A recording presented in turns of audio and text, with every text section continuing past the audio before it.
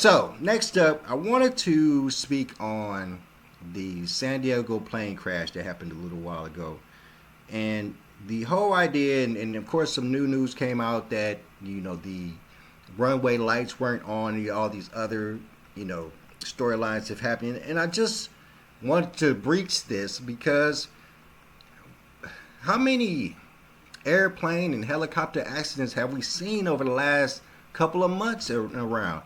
And I was pretty much chalking it up to, just the advantageousness of the news cycle and, getting more knowledge out through social media and news vendors and all these things. I was chalking it up to that. I was saying that, we were just in a situation where this probably, plane accidents were still happening and we just wasn't in the know about it. I just realized something. It's crazy. Yeah, we just wasn't in the know about it. We just weren't getting. They weren't showing plane crashes on the news like they are now. That's what I thought it was. But that's not it. That is not it. We're seeing plane crashes on a weekly as of late. I've seen so many plane crashes. I've done a couple stories on plane crashes, not really car related, but it's travel related. It's mobility related to the point where we're questioning if our friendly skies are even friendly anymore. So let's check out this story about this crash that happened over in San Diego recently, and we're going to talk about the friendly skies and how friendly they really are. Let's check it out. Thanks for being with us here on Live Now from Fox. I'm your host, Christina Evans. So if you've just been here with us over the last hour, we just got that update from the NTSB as we're learning a lot more about the deadly San Diego jet crash. So the NTSB was able to give us this update, putting this tweet up on your screen. We heard from the investigator in charge there in this media briefing, Dan Baker. Now, it was a relatively short update, but they were able to answer just a few questions that many reporters had. So if you hadn't heard of this just happened a few days ago. We know that there was a deadly plane crash that wreaked havoc there in San Diego for many military families living in that neighborhood. This happened in San Diego's Murphy Canyon neighborhood, and it involved a small Cessna Citation business jet. So this is right next to the Montgomery Gibbs Executive Airport. It's just west of that crash site. So we know that at least 3 people were killed. 8 others have been injured, according to local authorities. But the impact of that crash exploded into a number of fires sparked by jet fuel and down to power lines. I do want to now bring into the conversation here to help us understand exactly what we learned there in that press conference and putting the pieces back together as well. Captain Ross Amer, the former pilot. Captain, thanks so much for being with us here on Live Now from Fox. My pleasure. All right, let's start off with the very basics. We heard that this was a small Cessna Citation business jet. I just want to get a sense of what this jet looked like, how it flies. Can you tell us a little bit about this aircraft? This is one of the early versions of a successful series of private jets, the Citation 550. I believe this particular aircraft was built sometimes in 1985. So about a 40-year-old technology, but it's a reasonably well-built aircraft, old, but I'm not sure about the maintenance status of it being a small owner-operator. Especially, I noticed that it was registered in Homer, Alaska to a P.O. box number that usually turns on a caution light in my brain. And so we're looking here at some of the damage that was left behind from this deadly plane crash, devastation all throughout the neighborhood. It did turn out that the people on the plane are part of the deceased, but no one on the ground was injured from that. Are you surprised to see with the level of damage that was left behind from this crash that no one else was hurt? I normally don't believe in miracles, but this was a miracle because the way the jet crashed into just one side of the house and no one was hurt. As you know, this was sometimes in very early morning when everybody's home. Fortunately, we know nobody was hurt on the ground. And then, of course, the jet fuel running down the both side of the street caught every car that was on that street on fire. So this was definitely amazing that no one on the ground was hurt. Yeah, it definitely is amazing. And it's just crazy. Look at this picture. Cars on fire.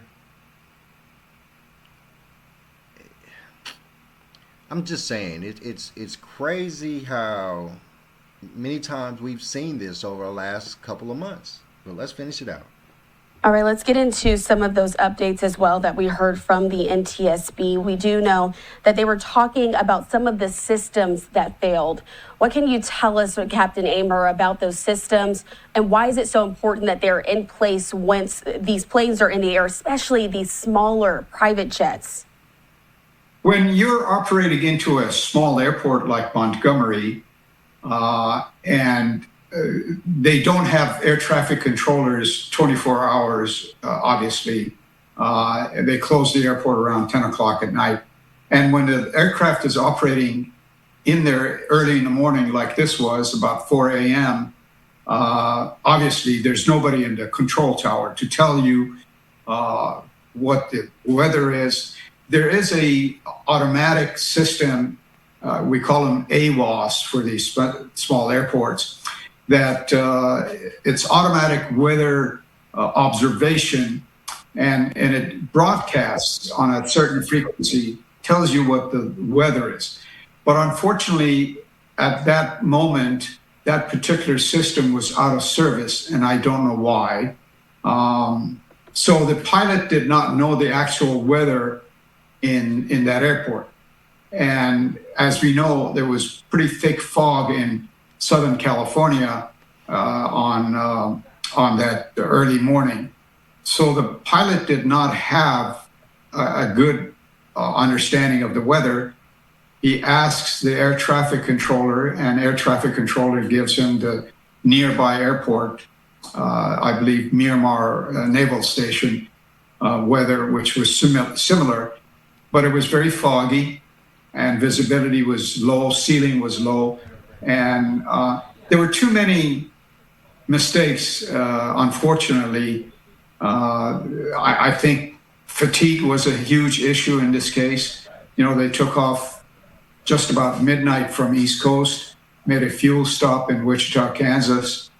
And by the time they get to the West Coast, they had probably been in the air for about 6-7 hours. And then previous day, these all could be attributed to the crash. And I want to ask you, while we're wrapping this up, but most importantly, we heard that there was no flight data recorder there on the flight, but they weren't sure if there was one in the cockpit, a voice data recorder. How critical are these two systems for the NTSB and those other investigators who are looking into this crash to putting the pieces together so we can truly get an understanding of what happened and why the plane went down? Having the voice and data recorders in any airplane and any accident is extremely important, although it's not required for this old jet and small jet. So I'm not sure if they had one. If NTSB says there isn't one, then unfortunately there isn't. But we do have recording of the conversation between the pilot and the air traffic controllers till the last minute, basically. That would help the investigators. The other thing that investigators would look into is why this pilot did not choose to use the instrument landing system, instead use what we call a VNAV system that doesn't have, in this particular case, has the localizer or not the glide path. And this pilot, for some reason, went way below the glide path, striking high tension wires short of the runway. So there was, like I said, there are too many holes in that Swiss cheese that we talk about in aviation that attributed to this crash. Obviously, I don't want to speculate, but from what we heard from NTSB and listening to the air traffic controllers, there were just too many bad decisions on behalf of this owner operator. By the way, single pilot operation, that's another thing that raises caution lights. When in the middle of the night, you're tired, weather's bad, another pilot could have actually in the cockpit would have really helped. And it's just certainly a heartbreaking story. And again, we got that update. All right, so, and that's what I'm saying. It's why is one of the most important things that is done or has to be done when you're transporting people across the world on a plane, why are all these mistakes being made? How is this owner-operated pilot getting away with all of these mistakes? Not having a co-pilot, not using certain systems, not having certain systems on his plane. These all led to this accident, like the gentleman is saying. This is all part of it. He can't specify which one is the exact reason why this accident happened. And they didn't even, touch on the storyline that we saw where it's saying that the runway lights weren't working. But he did state that, and this is one of those small places where they don't have traffic controllers 24/7. It's early morning, so he didn't even really specify if the place did have traffic controllers.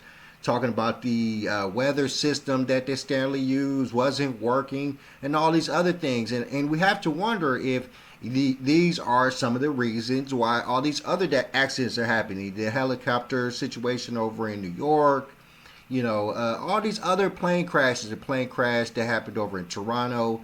We are seeing plane crashes and helicopter crashes and planes and helicopters running into each other so consistently lately that they're a consistent story that we see. So it has to be creating a lack of a desire to fly.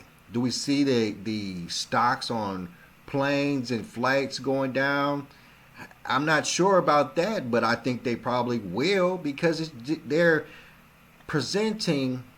not presenting because it's fact. They're showing all of this problems with flying that could affect you. Now, let's face it, only a couple of these situations we're talking about are the main airlines that we use, the Americans, the Deltas. Those airplanes or airline companies seem to be okay, except for the situation over in Toronto where the one turned over. I think that was Delta, if memory serves me correctly. But flying has become this big storyline that is starting to be scary. Starting to be a situation where people have to start questioning if they should be flying all the time. And I was just thinking about, and I want to enter in some interesting convo to this.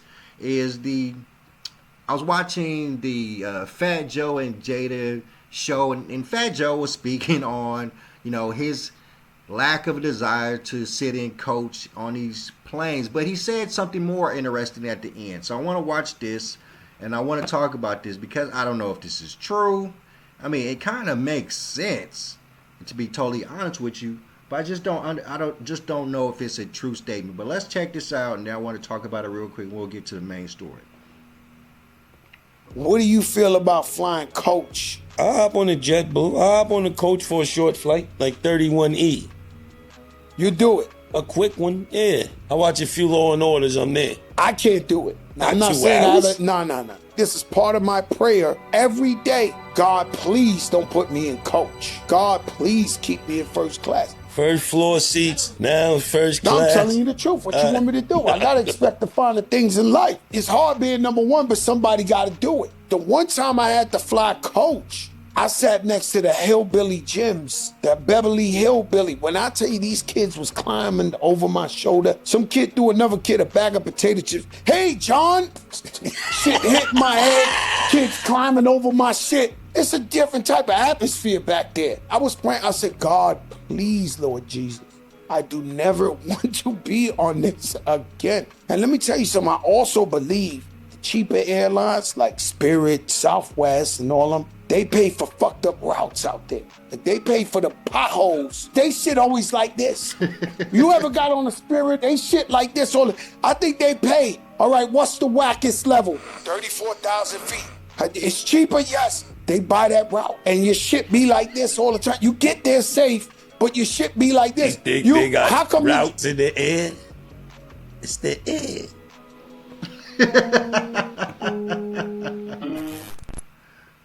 So, I mean, and that's the question, you know, because I remember, you know, I've used to fly even more than I do now, I would say, but I still fly pretty consistently. And right now, I fly American Airlines most of the time.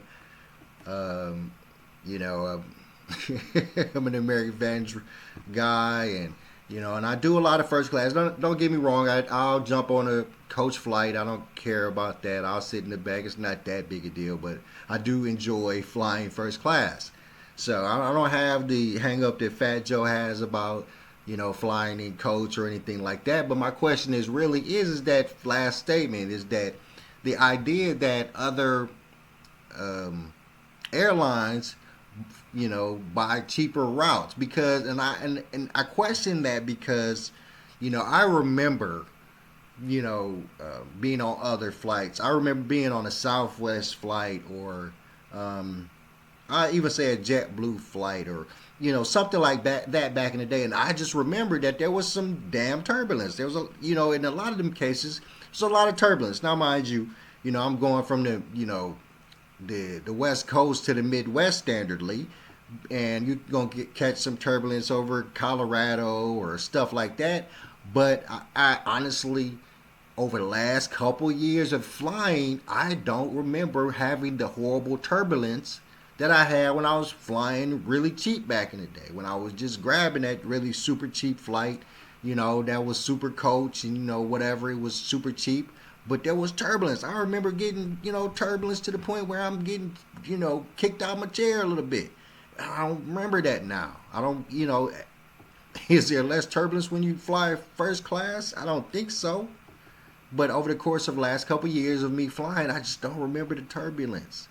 So, I mean, does that put in a situation where Fat Joe might be saying something that's true, that you could buy, you know, because, you know, they always say when you're flying, we're going to, you know, get up to a certain height so we can go faster, and we're going to get up to a certain height to avoid turbulence. What he's saying could be super true. What he's saying could be super true, and we just don't know. He might have spilled some beans right there that honestly we didn't understand or we didn't know. Truthfully, he might have. So.